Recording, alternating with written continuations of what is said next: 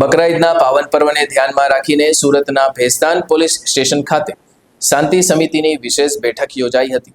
આ બેઠક તમામ ધર્મના આગેવાનો અને સ્થાનિક નાગરિકોના સંયુક્ત ઉપક્રમે યોજવામાં આવી હતી। બકરા ઈદના પાવન પર્વને ધ્યાનમાં રાખીને સુરતના ભેસ્તાન પોલીસ સ્ટેશન ખાતે શાંતિ સમિતિની વિશેષ બેઠક યોજાઈ હતી।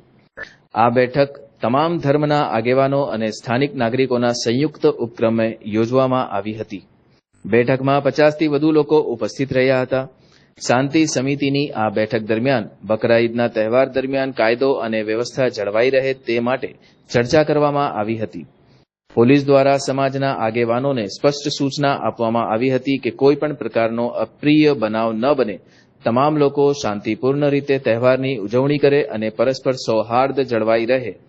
પોલીસ અને સ્થાનિક આગેવાનોએ સંયુક્ત રીતે તહેવાર દરમિયાન જરૂરી વ્યવસ્થાઓ ગોઠવવા અને સામુદાયિક સંવાદિતા મજબૂત કરવા ભાર મૂક્યો હતો। આગામી 28/5/2026ના રોજ મુસ્લિમ સમુદાય દ્વારા બકરી ઈદ તહેવારનો ઉજવણી કરવામાં આવનાર છે।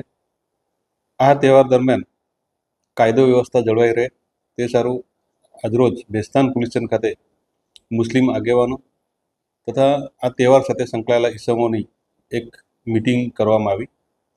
આ મિટિંગમાં ગુજરાત રાજ્યમાં આપણા ગૌવંશ હત્યાનો કાયદો અમલમાં છે તે બાબતે પોલીસ બહુ જ સતર્ક છે અને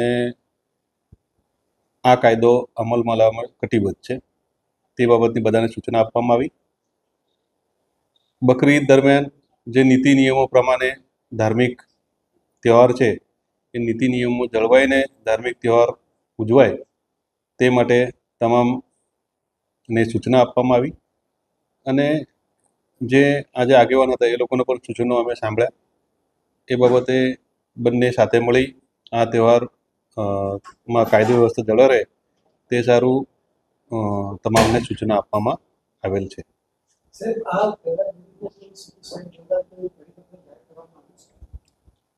જે રૂટીન જાહેરનામા છે જ હજુ સુધી એવો કે એ બાબતે કોઈ પરિપત્ર નથી, પણ સીપી સાહેબે આ બાબતે સ્પેશિયલ મિટિંગ રાખીને તમામ સૂચના આપવામાં આવેલ છે કે ભાઈ કેવી રીતે આ બંદોબસ્ત સફળતાપૂર્વક આપણે પૂર્ણ કરવાનો।